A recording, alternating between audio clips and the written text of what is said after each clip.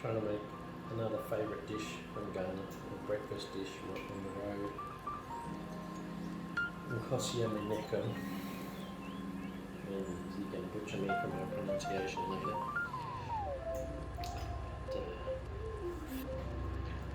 I've got some onions here. This is a sweet adjulate trick, putting it in some warm salty water to try and dial back the onion flavour. Should probably drain it off actually. I'm going to do that. It's still got an oniony flavour there. Anyway, trying to keep the place clean. Looking like a pigsty for a change. I've been wanting to make this hot pepper sauce or red pepper sauce for having with my boiled eggs in the morning and onion. So sweet adjulate has a recipe and I'm going to copy hers. I've got a few peppers here. These are hot, West Indian red peppers. Different to this little guy, which is the one I'm going to use. This is a Jamaican Scotch bonnet. And the Scotch bonnet flavour is more pungent and I don't know whether it's not sour, but I can't smell it. I could really smell it when I opened up the bag before. Anyway, sort of pull these out of the freezer and say, these are not what I'm going to use, but these are the majority of what I have. I'm hoping this little Scotch bonnet is going to give it a lot more flavour. So I'm going to chop him up. I'm going to use my asanka to grind this up and hopefully get a much better flavour than just chopping it on the blender. See if I can just pull out the top, pull out the stalk without the blade. Yeah, the trick is going to be to not get this in the eyes.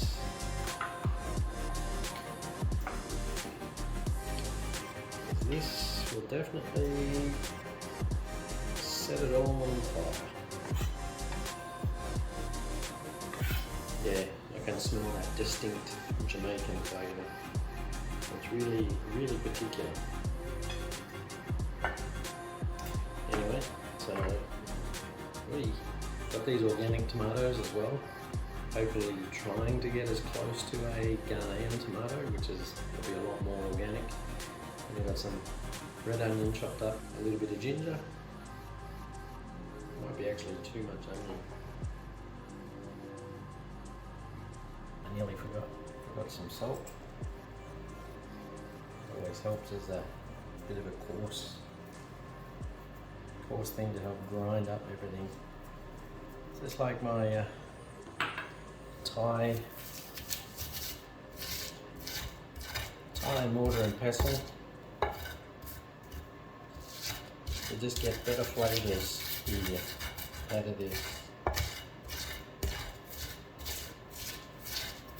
And this is how they do it in Ghana too. Ooh.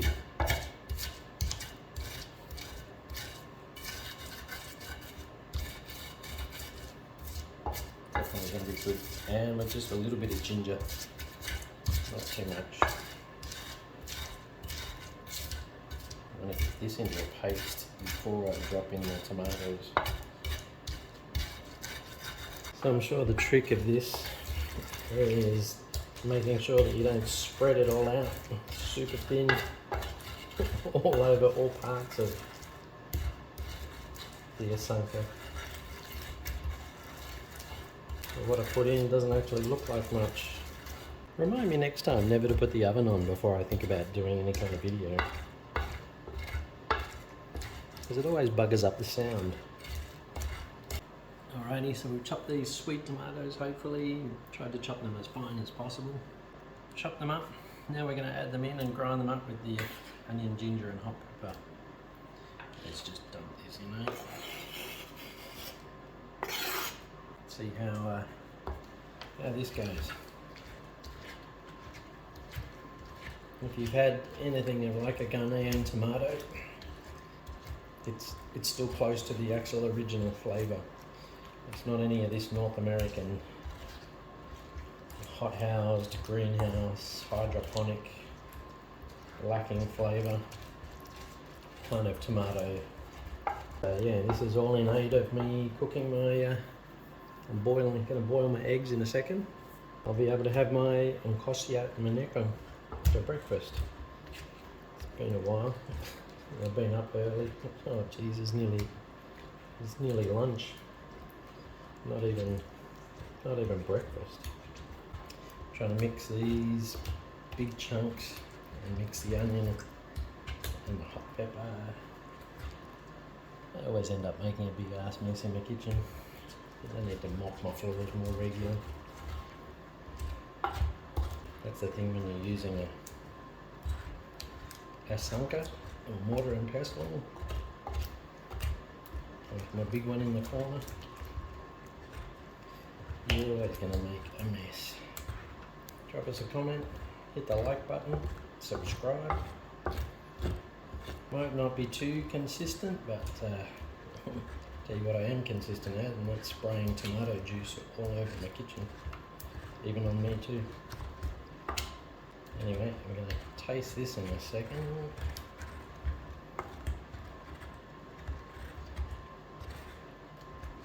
See what the heat is like. Ah, come on. I could have done this in a blender and it would have kept the liquid all together. And this is how I'm supposed to use it. But I have it on good authority, just like the Thai way of cooking paste or making curry paste, is when you do it in the mortar and pestle, the flavour is much better.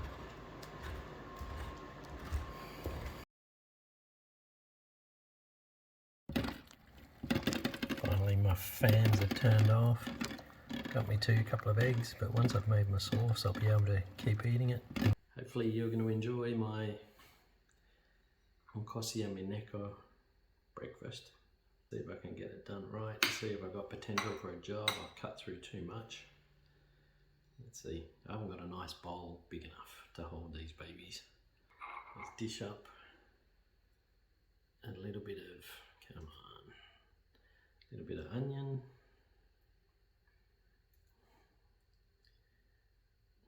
Bit of hot pepper sauce, or shito for Kaale. And if I can get this onion on here. There we go, and a bit more hot pepper sauce. Don't want to go too far. Not bad. You know what? Let's just scoop and shoot. Anyway, this is to my Ghanaian breakfasts or snacks on the road being missed. So, cheers to Ghana.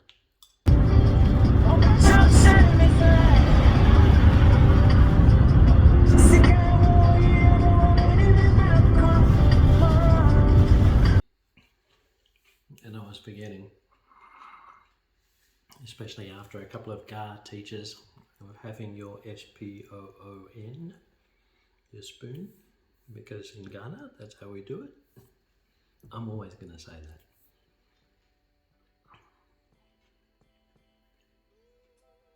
And there's some weird reaction with the egg, the yolk, the hot pepper. The yolk and the hot pepper gets dialed back. The onion doesn't stand out. So it's one of those funny things.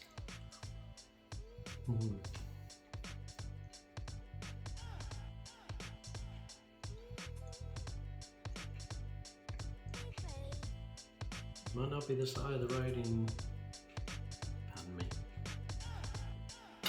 Cape Coast. Might not be 30 degrees. But it's a little reminder of the joys, the joy that I'd find running along the road somewhere. You know, usually with a Bolt driver or a taxi driver, trying to track down food on the side of the road, something yummy I'd seen, or something someone wanted. Anyway, there's a bit of water in this. I probably should have taken the seeds of the tomato out. That's where a lot of this water comes from. I'll put it in the fridge now. I've got my my hot pepper sauce, or my shito. I've been corrected, thanks to Lorraine again. She's fast becoming my Ga teacher. Here's to breakfast.